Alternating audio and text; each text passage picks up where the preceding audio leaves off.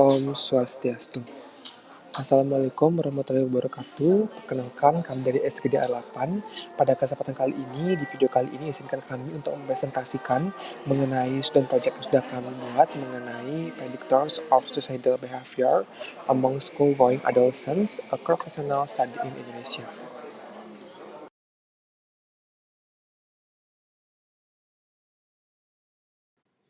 Baik, pertama saya akan menjelaskan mengenai latar belakang. Sebelum dari itu, perkenalkan saya Maldini Aryana dengan 3 digit NIM terakhir 034. Baik, saya akan menjelaskan mengenai latar belakang terlebih dahulu, di mana bunuh diri merupakan istilah untuk menggambarkan dari perilaku bunuh diri, termasuk ide bunuh diri, rencana, ancaman, serta percobaan dengan bunuh diri. Dan tentu saja pada penelitian ini diketahui bahwa remaja memiliki risiko tinggi terhadap perilaku bunuh diri, terutama pada masa remaja akhir. Dengan latar belakang tersebut, diterbitkanlah artikel yang akan kami ulas dengan rinci, yaitu artikel dengan judul Predictor of Suicidal Behavior Among School Going Adolescents, a Cross-Sectional Study in Indonesia, yang bertujuan untuk mengetahui secara pasti dan mengidentifikasi faktor-faktor yang mempengaruhi perilaku bunuh diri di Indonesia, terutama pada remaja. Kemudian pada artikel ini, pengumpulan data dilakukan dengan wawancara langsung menggunakan kuesioner yang telah divalidasi dalam bahasa Indonesia, dan setelah dilakukannya pengumpulan data, diketahui bahwa sebesar 43,1 siswa memiliki pemikiran bunuh diri dalam 12 bulan terakhir, dengan 26,5% memiliki ide bunuh diri, 18,2% memiliki rencana bunuh diri, 14,1% memiliki ancaman bunuh diri, dan 4,4% memiliki percobaan bunuh diri. Dan diketahui bahwa siswa yang memiliki depresi memiliki risiko lebih besar, sebanyak 5 kali lebih besar untuk bunuh diri dibandingkan siswa yang tidak memiliki depresi. Dan setelah itu juga dukungan keluarga yang rendah, harga diri yang rendah, dan adanya perasaan tidak berdaya juga berdampak untuk melakukan percobaan bunuh diri. Kemudian ini merupakan rumusan masalah yang akan kami bahas secara detail, yaitu sebanyak 14 rumusan masalah yang tertera pada slide. Ini merupakan tujuan penulisan dari hasil studi project kami, di mana ini adalah menjawab dari rumusan masalah yang sudah kami paparkan. Dan ini merupakan manfaat dari pembuatan studi project ini, ada manfaat teoritis juga manfaat praktis yang sudah tertera pada layar.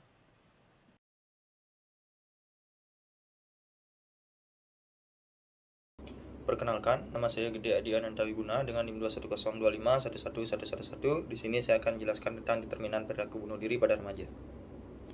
Baik, di sini determinan perilaku bunuh diri pada remaja, di mana penelitian dari Kurniawan dan kawan-kawan ini membahas tentang prediktor perilaku bunuh diri pada remaja yang bersekolah di Indonesia, di mana determinan penyakit itu merupakan suatu karakteristik yang ditemukan pada suatu populasi. Pada kasus ini, kelompok kami menggunakan model web sebagai model untuk menafsirkan determinan penyakit berdasarkan jurnal yang sudah dipilih. Model web dipilih karena artikel lebih terfokus pada hubungan kompleks dan juga interaktif antara berbagai faktor yang mempengaruhinya ataupun mempengaruhi keadaan dalam suatu jurnal ini. Kemudian setelah kami membuat model web ini yang sudah kami susun, berdasarkan model ini kita dapat menyimpulkan bahwa ada banyak titik yang dapat mempengaruhi perilaku bunuh diri, baik itu secara langsung ataupun secara tidak langsung ataupun diperantarai oleh faktor lainnya. Kondisi kesehatan mental memiliki pengaruh yang besar dalam perjalanan faktor lainnya, hingga menyebabkan seorang memiliki keinginan untuk bunuh diri. Kemudian ada studi yang menemukan bahwa remaja yang memiliki beberapa kondisi seperti kurangnya dukungan sosial, penggunaan alkohol, depresi, putus asa, merasa sendiri, dan juga memiliki penyakit tertentu memiliki angka lebih tinggi keinginan untuk bunuh diri. Kemudian ada kondisi sosioekonomi yang rendah, memiliki risiko lebih besar, memiliki komunikasi keluarga yang kurang efektif, dan pada akhirnya berpengaruh pada kondisi bunuh diri atau keinginan bunuh diri. Dan juga faktor lain seperti perundungan dan juga kekerasan dikatakan mempunyai pengaruh yang besar juga pada keinginan bunuh diri pada seseorang. Mungkin sekian dari saya, akan dilanjutkan oleh teman saya.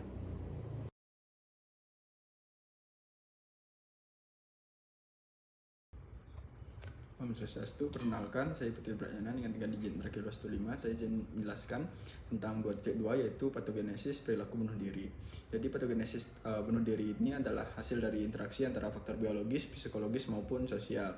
Dan adapun penjelasannya sebagai berikut. Jadi untuk faktor biologis sendiri meliputi disregulasi, neurotransmitter seperti serotonin yang rendah dan faktor genetik dalam diri manusia tersebut. Yang kedua ada faktor psikologis mencakup gangguan mental seperti depresi serta stresor kehidupan yang signifikan. Lalu yang ketiga ada faktor sosial yang melibatkan isolasi sosial, stigma, diskriminasi dari suatu lingkungan masyarakat, dan juga ada faktor lingkungan dan kondisi ekonomi seperti kemiskinan dan paparan tindakan bunuh diri. Dan keseluruhan proses ini membutuhkan pendekatan pencegahan yang holistik untuk mengurangi risiko bunuh diri. Mungkin sekian dari saya, bisa dilanjutkan oleh teman saya. Baik, perkenalkan nama saya Putu Kavita Katrisya Sestia Laksmi dengan 3 digit NIM terakhir 242. Baik, saya izin melanjutkan untuk bagian hubungan antara perilaku bunuh diri dengan penyakit akibat kerja, di mana perilaku bunuh diri memiliki hubungan dengan penyakit akibat kerja. Penyakit akibat kerja dapat memiliki dampak signifikan terhadap kesehatan mental pekerja, sehingga dapat meningkatkan risiko perilaku bunuh diri. Selain itu, ketika seseorang mengalami penyakit atau cedera yang disebabkan oleh pekerjaan mereka, hal ini sering menimbulkan berbagai tantangan termasuk rasa sakit kronis, keterbatasan fisik, dan ketidakmampuan untuk bekerja seperti sebelumnya. Situasi ini dapat memicu stres berkepanjangan, depresi, dan rasa putus asa. Baik, saya izin untuk melanjutkan. Sebelumnya, perkenalkan nama saya Niputulan Tantri Dewi dengan 3 digit NIM terakhir 023. Baik, di sini saya akan menjelaskan mengenai kalkulasi dan juga interpretasi. Di sini terdapat beberapa metode pengukuran statistik yang digunakan dalam penelitian, yakni ada regresi logistik biner, uji signifikansi statistik, dan juga Nagle-Kerke R-square.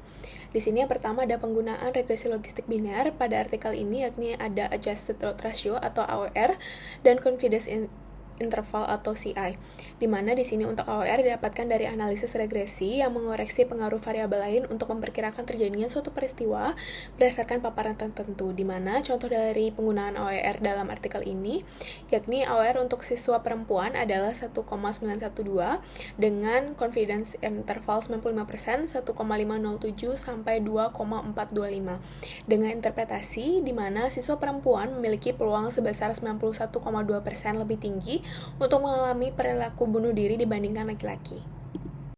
Baik, yang kedua ada uji signifikansi statistik yang digunakan dalam penelitian ini untuk menentukan apakah variabel dependen dan juga independen berhubungan secara signifikan secara statistik atau tidak.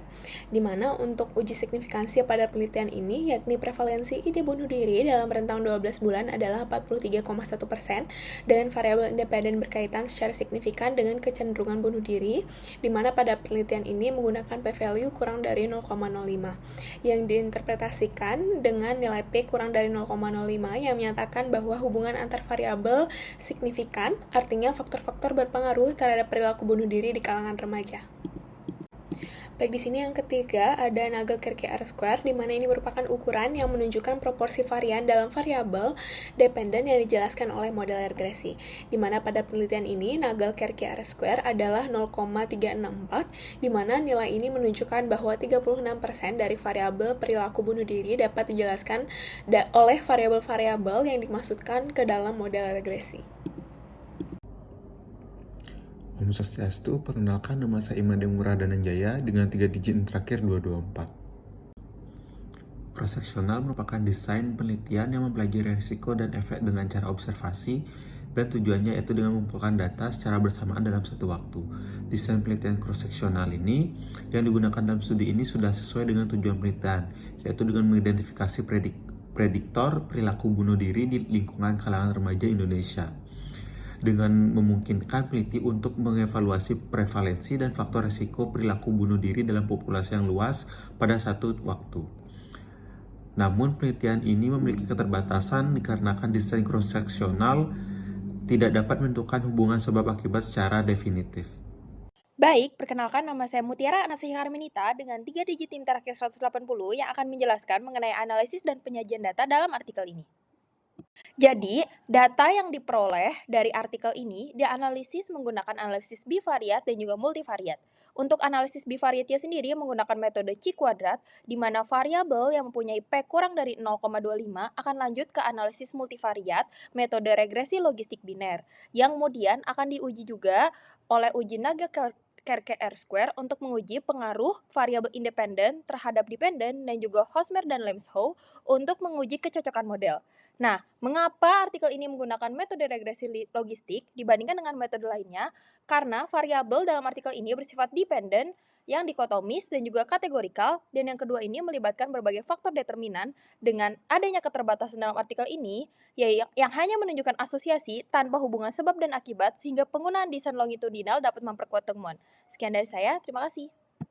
Baik, perkenalkan, nama saya Nika Desra Suryacawis dengan 3 digit NIM terakhir 030. Saya izin menjelaskan terkait sumber bias dalam penelitian. Bias adalah kecenderungan sistematis yang dapat terjadi selama proses penelitian sehingga hasil penelitian menjadi kurang objektif dan akurat. Dalam artikel penelitian berjudul Predictors of Suicidal Behaviors Among School-Going Adolescents, a Cross-Sectional Study in Indonesia oleh Kurniawan et al. 2024 ditemukan beberapa kelemahan yang dapat menimbulkan bias penelitian. Pertama, pengambilan sampel dengan menggunakan teknik konsekutif sampling yang merupakan salah satu jenis dari non-probability sampling dapat menyebabkan bias pemilihan atau pengambilan sampel. Hal tersebut karena pengambilan sampel dengan teknik konsekutif sampling tidak dipilih secara acak sehingga teknik tersebut belum tentu dapat mewakili seluruh populasi. Bahkan, peneliti telah menjelaskan secara tertulis di dalam artikel tersebut bahwa hasil penelitian yang diperoleh memang mempunyai generalisasi terbatas karena teknik pengambilan sampel yang dipilih.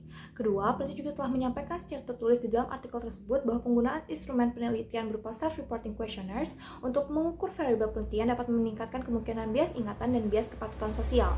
Hal tersebut karena sampel atau responden dapat mengisi kuesioner dengan ingatan yang sudah tidak akurat dan dipengaruhi oleh keyakinan atau persepsi sampel saat ini.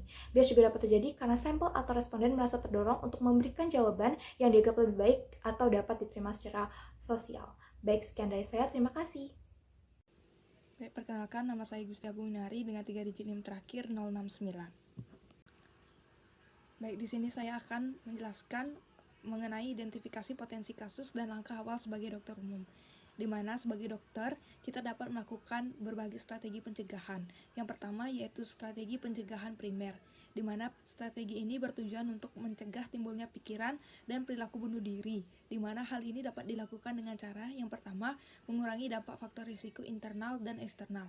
Yang kedua menumbuhkan ketahanan pada remaja dengan mendorong efikasi diri dan mengajarkan keterampilan dalam pemecahan masalah yang efektif. Selanjutnya ada mempromosikan keterhubungan teman sebaya dan keluarga. Selanjutnya adalah melakukan intervensi pada psikopatologi orang tua. Selanjutnya ada membantu remaja mengontrol tekanan emosional dengan menyarankan strategi penanggulangan individual untuk mentoleransi frustasi dan bertahan melalui kegagalan. Selanjutnya yaitu membantu mengidentifikasi faktor-faktor perlindungan seperti hubungan sosial yang kuat, keterlibatan dalam perawatan kesehatan mental, dan keyakinan agama ataupun spiritual yang kuat. Selanjutnya ada upaya strategi pencegahan sekunder, di mana tujuannya untuk mendeteksi remaja yang berisiko bunuh diri dan mengenali mereka yang dilihat dari tanda-tanda peringatan. Yang pertama yaitu melakukan identifikasi faktor risiko yang diketahui untuk ide dan perilaku bunuh diri itu sendiri. Yang kedua yaitu menyadari tanda-tanda peringatan meliputi berbicara tentang keinginan untuk mati atau bunuh diri. Sebagai seorang dokter, dengan melakukan berbagai pencegahan dan deteksi dini, dapat dilakukan dengan melakukan sosialisasi maupun edukasi terhadap orang tua dan siswa dan guru untuk membantu pencegahan perilaku bunuh diri itu sendiri. Mungkin sekian bisa saya sampaikan, bisa dilanjutkan oleh rekan saya. Terima kasih. Perkenalkan, nama saya Nikoma Rosana Triana Dewi Mardana dengan 3 digit NIM terakhir 173. Baik, saya izin untuk menjelaskan sistem surveillance perilaku bunuh diri. Jadi, pengawasan perilaku bunuh diri pada remaja, terutama di negara-negara dengan angka bunuh diri yang tinggi, itu sangat penting. Nah, sistem pengawasan ini bertujuan untuk mendeteksi dini perilaku atau tanda-tanda bunuh diri, sehingga dapat dilakukan intervensi preventif yang lebih efektif. Nah, di negara-negara maju, sudah banyak diterapkan strategi pengawasan perilaku bunuh diri. Namun, untuk di negara-negara yang berpenghasilan rendah dan juga menengah termasuk Indonesia, pengawasan perilaku bunuh diri pada remaja itu seringkali masih minim dan juga belum memadai.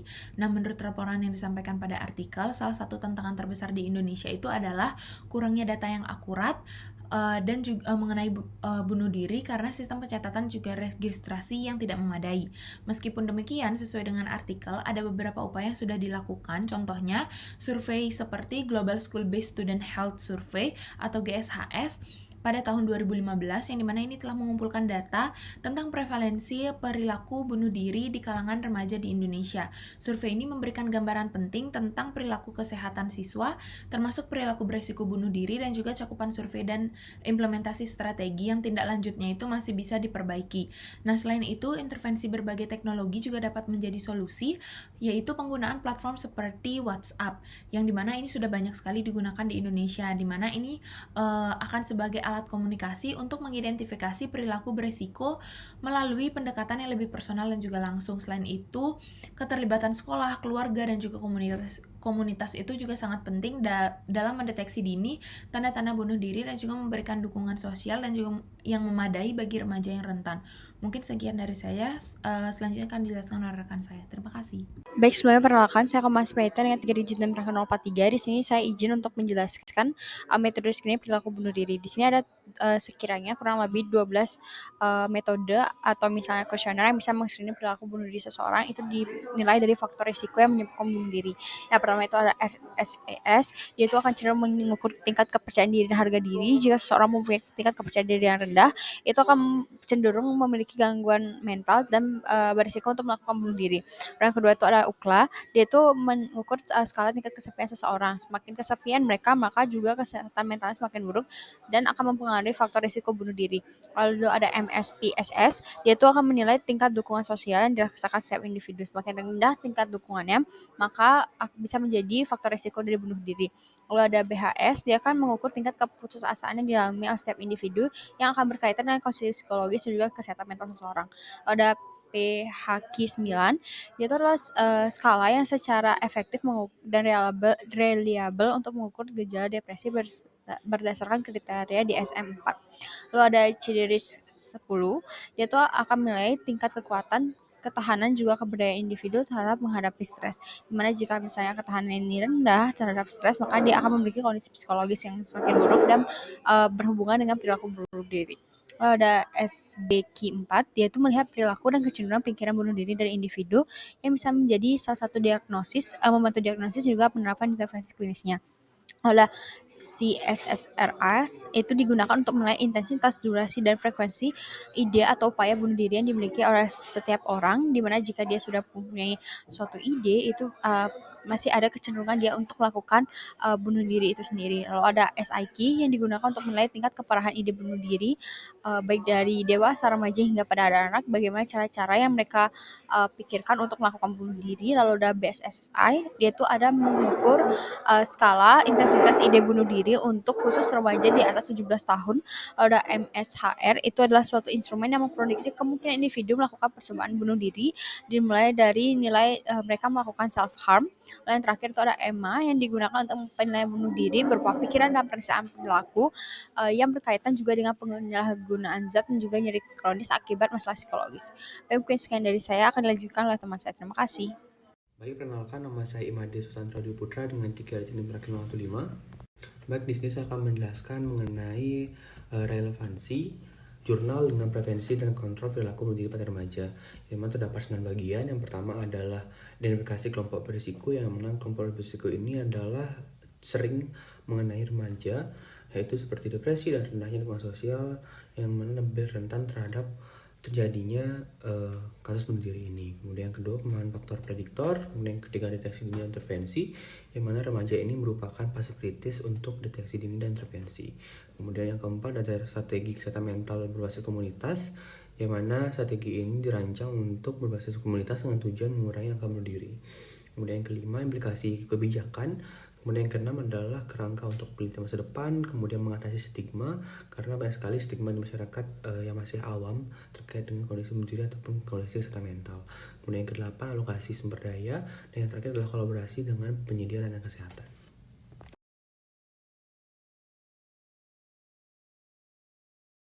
Baik, perkenalkan kembali, nama saya Mutiara Nasih Karminita yang pada hari ini akan menjelaskan mengenai kesimpulan dan saran. Simpulan dari artikel Predictors of Suicidal Behavior Among School-Going Adolescents, a Cross-Sectional Study in Indonesia adalah angka prevalensi ide bunuh diri di Indonesia masih cukup tinggi, hingga hampir seperempat remaja pernah mengalami pemikiran untuk mengakhiri hidupnya. Yang kedua, ada beberapa faktor risiko utama yang ditemukan dalam penelitian ini, meliputi jenis kelamin perempuan, penyakit kronis, rendahnya resiliensi dan harga diri, kurangnya dukungan keluarga, kesepian, depresi, dan keputusasaan yang dapat berujung pada pemikiran untuk bunuh diri. Dan yang terakhir, masih banyak faktor lain yang belum terjelaskan. Berdasarkan temuan dari penelitian, diperlukan pendekatan menyeluruh untuk mencegah tindakan bunuh diri pada remaja. Yang pertama itu, program pencegahan harus fokus pada peningkatan faktor pelindung seperti resiliensi dan dukungan sosial, serta mengatasi faktor risiko seperti depresi dan juga kesepian. Yang kedua ini, perhatian khusus perlu diberikan pada kelompok remaja yang rentan, seperti remaja yang berjenis kelamin perempuan dan juga remaja dengan penyakit kronis. Yang ketiga ini, identifikasi dini harus melalui screening rutin, begitu pula pelatihan bagi tenaga kesehatan untuk memberikan intervensi awal. Dan yang terakhir ini diperlukan penelitian lebih lanjut untuk memahami faktor risiko dalam mengembangkan strategi pencegahan yang lebih komprehensif. Sekian dari saya, terima kasih. Baik, sekian presentasi dari SGDA 8. Kami mohon maaf bila ada kesalahan dalam perkataan dan juga dalam penulisan artikel. Kami tutup dengan Para Mas Santi, Om Santi, Santi, Santi Om. Terima kasih.